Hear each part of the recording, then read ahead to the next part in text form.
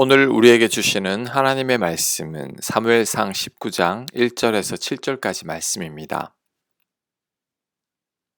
1절 사울이 그의 아들 요나단과 그의 모든 신하에게 다윗을 죽이라 말하였더니 사울의 아들 요나단이 다윗을 심히 좋아하므로 그가 다윗에게 말하여 이르되 내 아버지 사울이 너를 죽이기로 꾀하시느니라. 그러므로 이제 청하노니 아침에 조심하여 은밀한 곳에 숨어 있으라.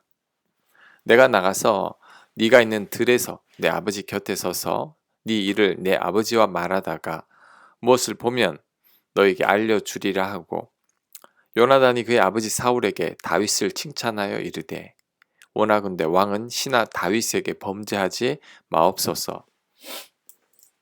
그는 왕께 득죄하지 아니하였고 그가 왕께 행한 일은 심히 선함이니이다. 그가 자기 생명을 아끼지 아니하고 블레셋 사람을 죽였고 여호와께서는 온 이스라엘을 위하여 큰 구원을 이루셨으므로 왕이 이를 보고 기뻐하셨거늘 어찌 까닭 없이 다윗을 죽여 무지한 피를 흘려 범죄하려 하시나이까. 사울이 요나단의 말을 듣고 맹세하되 여호와께서 살아 계심을 두고 맹세하거니와 그가 죽임을 당하지 아니하리라. 요나단이 다윗을 불러 그 모든 일을 그에게 알리고 요나단이 그를 사울에게로 인도하니 그가 사울 앞에 전과 같이 있었더라. 아멘. 사울이 다윗을 질투해서 다윗을 죽이려 했습니다. 그래서 사울이 요나단과 모든 신하들에게 다윗을 죽이라고 명령했습니다. 이때 요나단은 먼저 다윗을 피신시켜 놓고 아버지 사울을 설득합니다. 다윗이 무슨 죄를 지었습니까? 아버지께 선한 일만 행하지 않았습니까? 자신의 생명을 아끼지 않고 조국을 위해 블레셋 사람과 싸웠는데 왜 아버지는 다윗을 죽이려 하십니까? 이 말에 사울이 찔림을 받았습니다. 그래서 다윗을 죽이지 않겠다고 하나님 앞에서 맹세를 합니다. 결국 요나단이 다윗을 사울 앞으로 데려오게 되었고 다윗은 이전과 같이 사울 곁에 있게 되었습니다. 우리는 요나단을 통해 신중함을 배울 수 있습니다. 우리는 절대 서두르면 안 됩니다. 사울이 요나단과 신하들에게 다윗을 죽이라는 명령을 내렸을 때에는 분명히 화가 나 있었을 겁니다. 사울은 흥분된 상태로 명령을 내렸을 겁니다. 사울이 가만히 있다가 다짜고짜 이런 명령을 내리지는 않았을 겁니다. 이럴 때는 그냥 가만히 있어야 합니다. 어느 정도 화가 풀어질 때까지 차분하게 기다려야 합니다. 요나단이 참으로 지혜로운 것은 이때는 아무런 말도 하지 않았다는 겁니다. 아버지 사울의 흥분이 가라앉을 때까지 기다린 거죠. 그리고 다윗을 우선 피신시켰습니다. 만일을 대비해서 다윗을 안전하게 피신시킨 거죠. 갑자기 아버지 사울이 다윗을 찾거나 죽이려고 한다면 다윗이 위험합니다. 그래서 아버지가 흥분했으니 다윗을 먼저 안전한 곳으로 피신시킨 겁니다. 그 후에 아버지 사울에게 차근히 설명합니다. 다윗을 죽여서는 안 되는 이유를 세 가지 말합니다. 다윗은 아무런 죄가 없고 또한 아버지를 위해 일했으며 생명을 아끼지 않고 조국을 위해 싸웠는데 왜 다윗을 죽이려 하는지를 아버지께 묻습니다. 결국 사울은 요나단의 말에 설득이 되었죠. 그래서 다윗은 이전처럼 사울 곁에 안전하게 지내게 되었습니다. 우리는 요나단의 이런 신중함을 배워야 합니다. 절대 서두르거나 조급해서는 안 됩니다.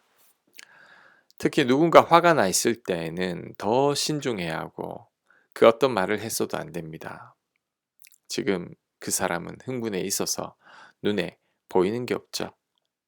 그 누구의 말도 듣질 않습니다. 이럴 때는 그 어떤 말을 해도 듣지 않죠. 괜히 말했다가 더 험악한 말이 오가게 되고 나와 관계만 더 악화될 뿐입니다. 누군가와 다투었을 때를 생각해 보면 잘 알 수 있을 겁니다. 화가 난 사람하고는 어떤 말도 안 통하죠. 괜히 나섰다가, 괜히 말리려다가 관계만 나빠집니다.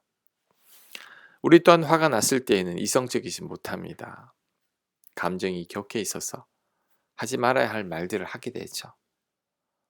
후회할 행동을 하게 되죠. 그러니 우리는 요나단과 같은 신중함이 꼭 필요합니다. 가장 적당한 때를 기다릴 줄 알아야 합니다. 그럴 때 사울처럼 분노한 사람도 우리는 쉽게 설득할 수 있습니다. 그래서 후회하는 일도 없을 겁니다. 자, 두 번째 우리에게 주는 교훈은 사람의 마음은 늘 변한다는 거죠. 그러니 우리는 절대 사람 믿어서는 안 됩니다. 오늘 본문의 사울만 봐도 잘 알 수 있습니다. 사울의 마음이 얼마나 변덕이 심한지 모릅니다. 처음 다윗을 만났을 때에는 아들처럼 사랑했죠. 하지만 여인들의 노랫소리를 들은 후부터는 다윗을 죽이려 했습니다. 그런데 오늘 요나단의 말을 듣고는 다윗에 대한 미움의 감정이 또 누그러졌죠. 하지만 내일 본문에서는 또 다윗을 죽이려 합니다. 후에 다윗을 쫓아다닐 때에도 다윗이 자신의 생명을 살려주자 두 번이나 마음을 돌이켰습니다. 그래서 다윗을 보고 아들이라고까지 말하기도 했죠. 하지만 그 후 또 다윗을 죽이려 합니다. 사람 마음이 이렇습니다. 아침이 다르고 저녁이 다른 것이 바로 우리 사람 마음이죠. 이익에 따라서 하루아침에 친구가 원수가 되고 원수가 친구가 되기도 합니다. 그러니 우리들은 절대 사람 믿으면 안 됩니다.